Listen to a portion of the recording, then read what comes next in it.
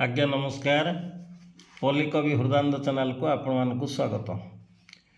तुमे न चाहिले पवन न बहे, स्थिर हुए गछ पत्र।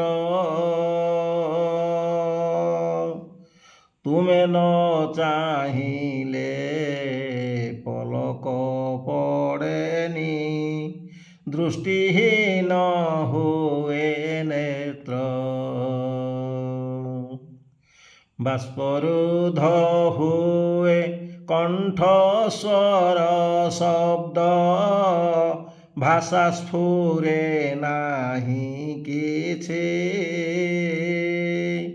अटकी जाए तो जेते सबु कर्म, आशा स्वप्न जाए लुचि।